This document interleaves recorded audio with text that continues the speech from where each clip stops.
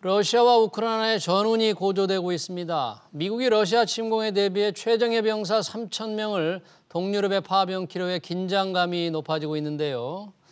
실제 전쟁이 터질 경우 글로벌 증시가 얼마나 충격을 받을지, 최근 변동성이 커진 빅테크 기업들의 주가 동향까지 자세히 짚어봅니다. 허재환 유진투자증권연구원 전화로 연결돼 있습니다. 연구원님 안녕하세요. 네, 안녕하십니까. 네, 지금 우크라이나의 전운이 상당히 높아지고 있습니다. 이 시간 현재 우크라이나 사태, 글로벌 증시에 지금 미치는 영향은 어느 정도로 보십니까?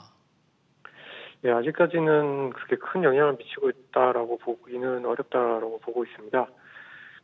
그 금융시장에서 여러 가지 가격 변수들을 보면은 지금 현재 러시아의 CDS, 그다음에 우크라이나의 CDS처럼 직접적으로 관련이 있는 러시아와 우크라이나의 어떤 채권에 대한 부도 위험들은 좀 높아지긴 했습니다만은 그 이외의 다른 자산들의 가격은 아직까지는 유가가 좀 상승하고 있는 것을 제외하면 그렇게 뚜렷하게 이러한 그 전쟁 가능성이나 유가의 어떤 폭등 가능성을 반영한 흐름은 아직까지는 나타나고 있지 않고 있기 때문에 네. 아직까지는 러시아에 대한 위험, 우크라이나에 대한 위험은 그 해당 국가들의 자산에 대한 위험에 국한되어 있고 아직까지 금융시장에는 그렇게 시스템적인 위험으로 반영되고 있지는 않다라고 보고 있습니다. 네, 현재까지는 금융시장의 어떤 시스템적인 위험으로는 반영되지 않고 있다. 지금 연구원님도 마찬가지겠지만 국내외 투자 전략가들, 만일 우크라이나에 어떤 형태로든 전쟁이 일어날 경우에 그러면 글로벌 경제에 미치는 파장을 어떻게 지금 예상들을 하고 있나요? 예, 가장 크게는 역시 러시아와 우크라이나 사태가 악화됐을 경우에 유가를 비롯한 에너지 가격 상승이 주요국들의 어떤 경기 침체로 가는 시나리오에 대해서 좀 걱정을 하고 있는 것 같습니다. 아무래도 이제 러시아가 그 전체 원유 수출에서 50% 가까이가 이제 유럽 그리고 20% 가까이가 이제 미국으로 되고 있고 가스 같은 경우에는 40% 이상 유럽에 수출을 하고 있기 때문에 네. 만약에 이번 사태를 계기로 해서 러시아가 서방 국가들에 대한 원유나 가스에 대한 그 공급을 늦추게 되면은 유럽과 미국 역시도 피해를 받을 수밖에 없는 상황인데요. 과거의 경험적으로 보면 국제 유가가 그 2배 이상 올라갔을 경우 아무래도 이제 미국의 경우에도 이 소비 여력, 소비자들의 소비 여력이 위축이 되면서 네. 경기 침체로 이어졌었던 경험들이 상당히 좀 많았기 때문에 네. 아무래도 이제 이런 러시아와 우크라이나 사태가 주는 위험은 에너지 가격 상승으로 인한 선진국, 특히 미국과 유럽의 경기 침체 그리고 이런 것들이 주식시장에 미치는 부정적인 디레이팅으로 이어질 가능성에 대해서 좀 걱정을 하고 있습니다. 네, 그러니까 원유나 천연가스 같은 원자재 급등으로 인한 선진국의 경기 둔화 가능성, 그것이 증시에 어떤 영향을 미칠지. 지난 2014년이죠. 러시아가 크림반도를 병합할 때 어떤 상태를 뒤집어 보면, 생각해 보면 당시에는 글로벌 시장 어떤 영향이 번졌습니까? 그때 당시에는 그때 사실 워낙 좀 짧게 끝나기도 했고요. 한 보름 정도 지나서 사태가 끝나기도 했었고, 했기 때문에 금융시장에 미치는 영향이 그렇게 크지는 않았습니다. 저희 국내 시장은 좀 하락을 하긴 했습니다만은 2% 내외, 한 보름 동안에 한 2% 내외 하락이 그쳤고, 네. 미국은 거의 보합권이었고요. 근데 이제 오히려 유가는 이제 그 전에 유가가 90불대, 100불대까지 갔다가 예. 사태가 터지고 105불대까지 상승한 이후에 네. 계속 이제 좀 100불대에서 좀 머물렀었던 경험들이 있는데요. 네. 유가를 제외하면은 오히려 원달러 환율 같은 경우에도 더 크게 움직이진 않았었기 때문에 그 주식시장이나 환율과 같은 여러 가지 금융시장 변수에 치명적인 영향을 주지는 않았습니다. 그러나 말씀드린 것처럼 2014년 그 당시에도 국제 유가가 90불대에서 100불대로 넘어가면서 이런 것들이 인플레나 에너지 가격 상승으로 인하여 여러 각국의 어떤 소비자들의 소비 여력에 좀 부담을 주는 형태로 짧게 좀 나타났었던 걸로 보여집니다. 네. 그러니까 원자재 가격 외에 우리 증시나 글로벌 증시에 미친 영향은 2014년 당시에도 크지 않았다. 그렇게 요약할 수가 있겠네요.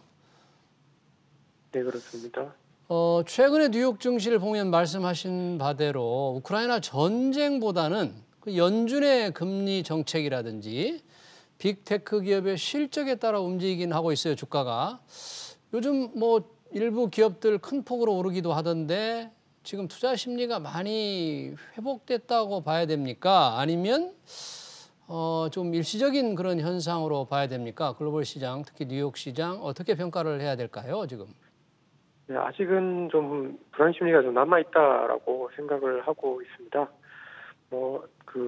저는 미국의 금융시장을 볼 때 이제 VIX, 빅스라고 하는 이제 변동성 지수를 많이 참고를 하게 되는데요. 네. 이게 지수가 지난주 후반에 이제 30포인트대까지 올라갔다가 지금 조금 떨어져서 20포인트대 중후반인데 아직까지는 과거에 비하면 굉장히 좀 높은 수준이라 변동성이 높다라는 것은 그만큼 그 투자자들의 어떤 불안감이 아직은 좀 남아있다라고 볼 수 있을 것 같습니다. 그러니까 이 지수가 한 20 초반 정도로 좀 떨어져야 시장은 조금 더 안정적으로 회복할 수 있지 않을까라고 좀 판단을 좀 하고 있는데요. 네. 말씀하신 것처럼 그 긴축과 그다음에 어떤 실적 이 두 가지 부분에서 같이 좀 미국의 투자자들이 좀 부담을 느끼고 있는 것 같습니다. 즉 긴축이 생각보다 굉장히 좀 가팔라질 수 있다라는 건데요.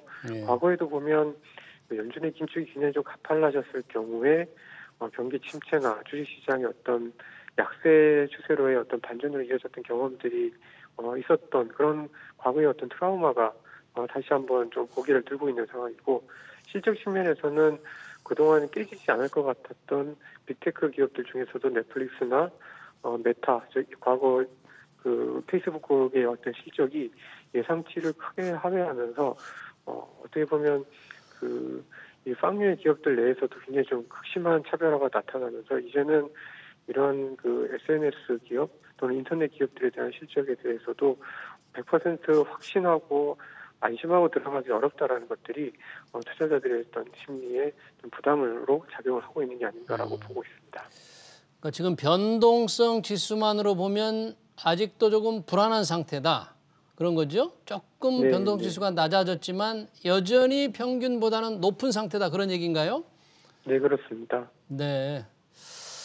긴축이 가팔라질 수 있다는 우려. 연구원님도 그런 쪽에 우려를 좀 더 하십니까? 네, 그렇습니다. 지금 연준의 스탠스를 보면은 지난해 11월에 그 파월 연준 의장이 한시적 인플레라는 표현을 이제는 좀 포기할 필요가 있다라고 하는 언급에서부터 연준 정책의 어떤 변화가 좀 가파르게 좀 나타났는데요. 저희가 지난 10년 동안 경험을 했었던 세상에서는 금리를 올려도 뭐 분기에 한 번도 안 올렸던 굉장히 좀 완만한 금리 상승을 봤었기 때문에 과거에 보면 금리 상승 국면에서 주식시장이 나쁘지 않았었던 그런 경험들로 인하여 주식시장을 좀 접근하고 있습니다만은 네. 연준이 늘 그렇게 완화적이진 않았었고 특히 이번에는 좀 지난 10년여 동안 특히 이제 글로벌 금융위기 이후 보였던 연준의 태도와는 달리 다소 좀 가파르게 금리를 올릴 것으로 좀 예상이 되기 때문에 아무래도 이제 이런 부분들을 과연 금융시장이 충분히 감내할 수 있을지에 대한 불안감들 이런 것들이 투자 심리에 좀 더 남아 있는 걸로 판단을 좀 하고 있습니다. 네, 잠깐 말씀을 하셨지만 메타, 전 페이스북, 메타의 실적 부진이 심각했고 주가가 폭락을 했는데 메타가 하는 메타버스 사업의 손실도 굉장히 큰 것으로 나타났잖아요. 메타버스 비즈니스, 이 당분간 수익을 창출할 수 있는 상태가 아닌가요? 네, 그렇습니다. 그 실적 발표 내용들을 살펴보면은 아직까지 메타버스에서라는 그 해당 그 영역에서 크게 그 수익을 내지는 못하고 있는 상황인 것 같고요. 대부분의 이익이 여전히 이제 광고와 관련되어 있는 기존 그 메타의 어떤 수익 모델하고 똑같다 보니까 전체적으로 이제 이 부분이 과연 더 커질 수 있는지에 대한 좀 불안감들이 좀 있는 걸로 좀 보여지는데요. 네. 그러나 아직은 좀 이러한 것들에 대한 전환이 좀 초기 국면이고, 이 SNS, 특히 이제 페이스북의 어떤 사용자들이 빠르게 게임으로 전환이 되고, 그 게임에서 사용하는 여러 가지 일들이나 어떤 그 해당 그 게임 시간들이 늘어남에 따라서 새로운 비즈니스 영역들이 좀 더 활발해질 것으로 좀 보여지기 때문에 뭐 비관할 건 아닙니다만은 아직은 당장 이런 메타버스를 통한 수익 창출은 아직까지는 조금 더 시간이 많이 걸리지 않을까라고 보는 게 합리적인 것 같습니다. 네. 그러면 메타버스에 기대를 하고 투자하기에는 지금 메타가 많이 떨어졌는데 메타버스 관련 비즈니스, 관련 기업 주식 투자 조금 조심해야 되겠네요. 지금 현재 상황에서는. 네, 그렇습니다. 아직까지는 이게 특히 이제 미국의 경우는 저희 한국에는 뭐 게임 그 업체들이 워낙 잘 해왔고 또 오랫동안 준비를 좀 해왔었는데요. 메타의 경우에는 지난번 실적 발표 직후 그 CEO인 주커버그를 통해서 이제 좀 전격적으로 좀 그 비즈니스 모델을 바꿔가는 과정인데 아직까지는 이러한 비즈니스 모델이 완전히 확정되거나 확정된 것은 아니기 때문에 조금 더 시간이 걸리지 않을까라고 좀 보여지고요. 다만 아직까지는 이게 초기 단계이기 때문에 이러한 불안감들이 드는 것이지 어느 정도 그 수익을 낼 수 있다라는 그 어떤 수익 모델이 조금 더 발굴되어지고 또 게임에 대한 어떤 가입자 수나 플레이어들이 좀 늘어나는 모습들 이런 것들이 좀 나타나게 되면 그때가 조금 더 좋은 메타에 대한 진입 기회가 되지 않을까라고 생각을 하고 있습니다. 네. 국내 증시의 변동성도 커지고 있는데요. 우리 경제의 버팀목, 수출이 작년에도 큰 기여를 했는데 최근 들어 수출 증가율이 조금 둔화되고 있다는 통계가 나오고 있습니다. 혹시 우리 증시에 조금 악재로 작용할 것으로 보십니까? 어떻게 평가를 하십니까?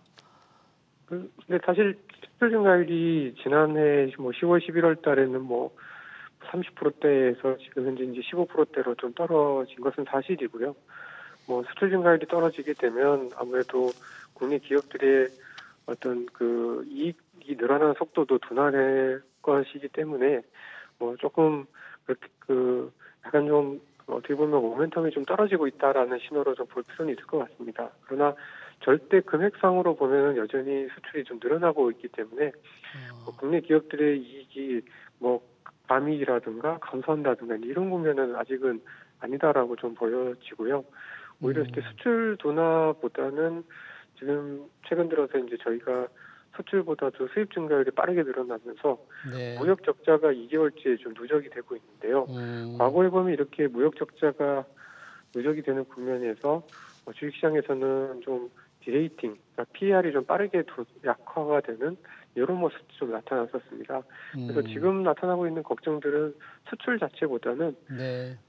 에너지 가격 상승에 따른 기업들의 어떤 이익 마진의 둔화로 보는 게 좀 더 타당하지 않을까라고 생각합니다.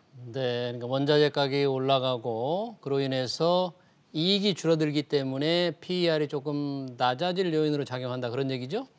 네, 그렇습니다. 네. 우크라이나 전후 글로벌 시장 동향 잘 들었습니다. 지금까지 허재환 유진투자증권 연구원이었습니다. 고맙습니다.